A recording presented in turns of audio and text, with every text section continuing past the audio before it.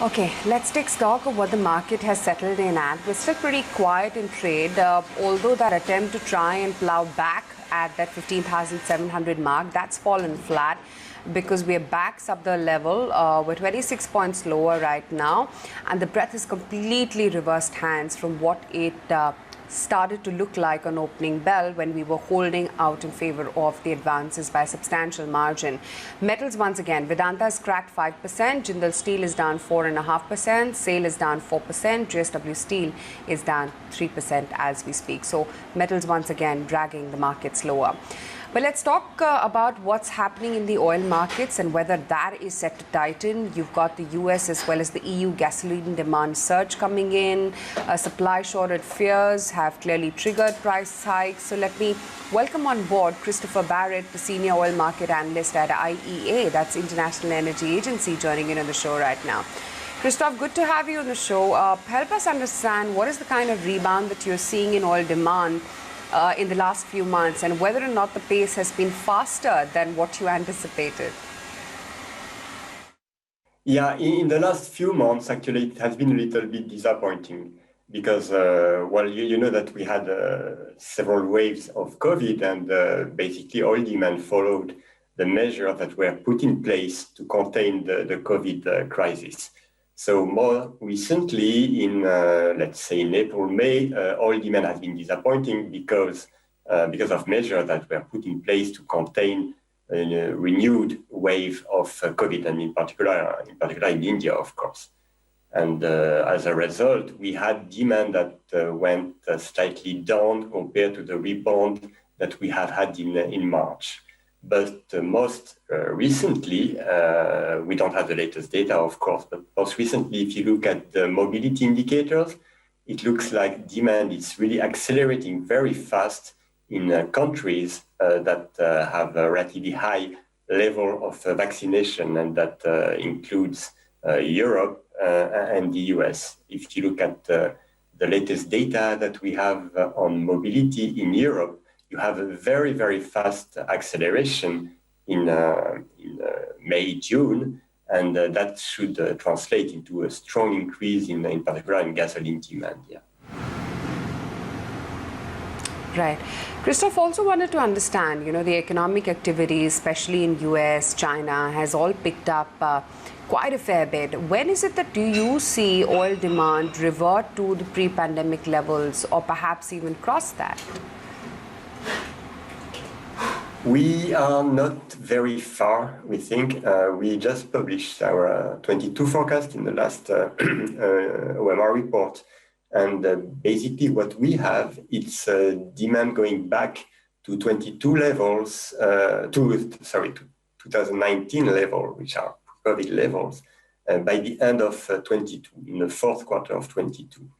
The fuel that will be supporting the recovery will be mainly petrochemical feedstocks. And we have a big increase in LPG, ethane, and naphtha demand. But we still have gasoline demand that would remain relatively subdued. And we think that it will basically never recover to the level that it was at before the COVID. And gasoil demand is basically very close to where it was in 2019 for the whole 2022. And if you look at the regions, basically the region that will be supporting the recovery, it's Asia. Most other regions are below 2019 level. In Europe and the US, it's due to efficiency progress and penetration of clean energy, etc. In several non-OECD regions, is due to relatively low rate of vaccination. So what we have for 2022 is really Asia supporting the recovery and bringing back oil demand at the end of 22 to the level of 2019.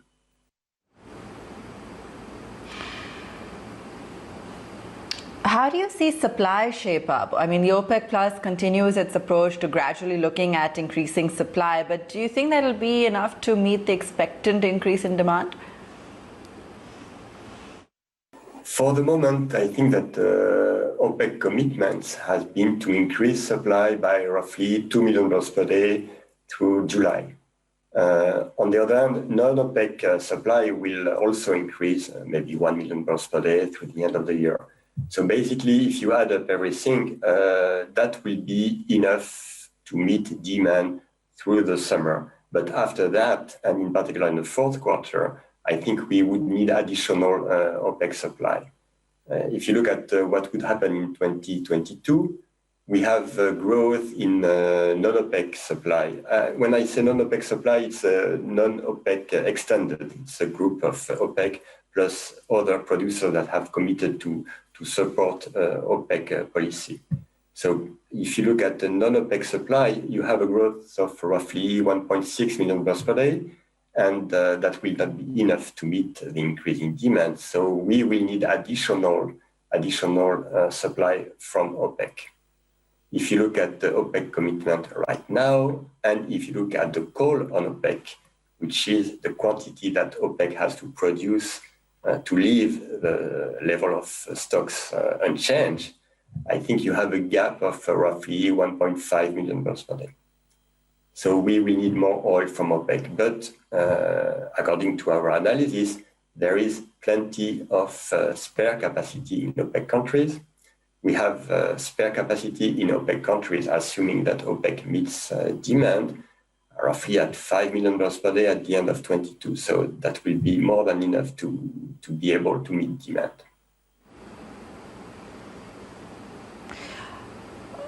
Okay, all right. Now, what about inventories as well? Have the surplus inventories amassed during the pandemic been used up? Because API has projected a massive 8.5 million barrel draw in the US already, while Novak says that inventories are set to reach the 5-year average.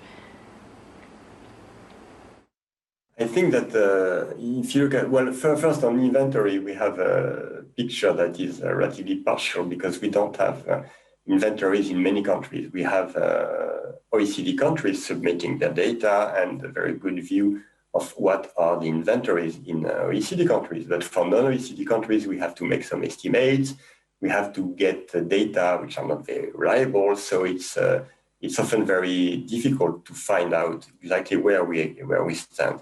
But if you look at the recent evolution in oil inventories, they are declining very fast, and they should reach pretty soon, or they may reach now the level of equilibrium. So inventory overhang, I think, is no longer a problem.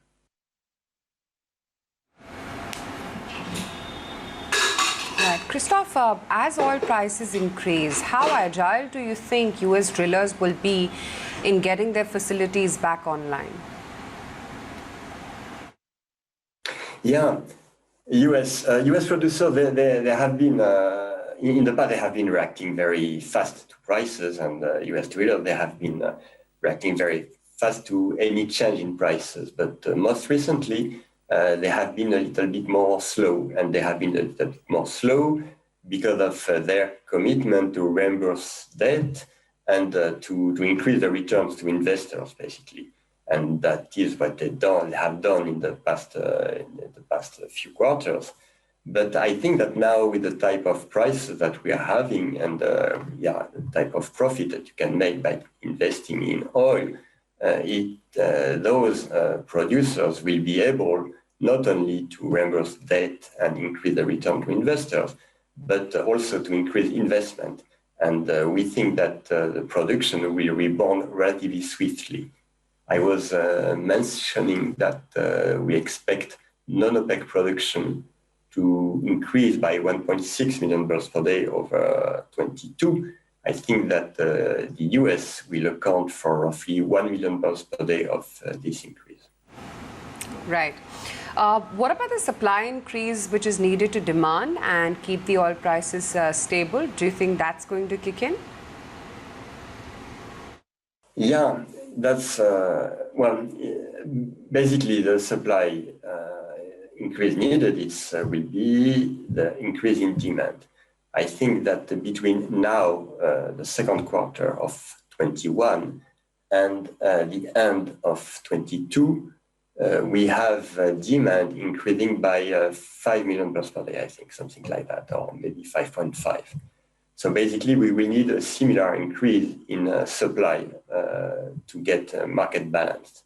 We should have 2 million barrels per day from OPEC, because OPEC has committed to increase production by 2 million barrels per day progressively. We should have maybe the same type of amount from non-OPEC producers. If you look at the difference between the end of 22 and the second quarter of 21. So basically what we are missing is 1.5 million barrels per day to have the market completely balanced at the end of 22. And this 1.5 million barrels per day, we can get it easily, I think, from OPEC producers, again, because of a very large spare capacity in OPEC countries. Okay, crude prices now going forward, how do you see them shaping up? What's the trend likely to be? And what's that sweet spot when supply comes back? For that, you have to look at basically what is happening in, I think, in US shale oil production. And usually we think that they start to make more profit around 50, 60. And when prices right now above 70, it's fine. I mean, there is no problem. They are making a lot of money, and supply should come back. Yeah.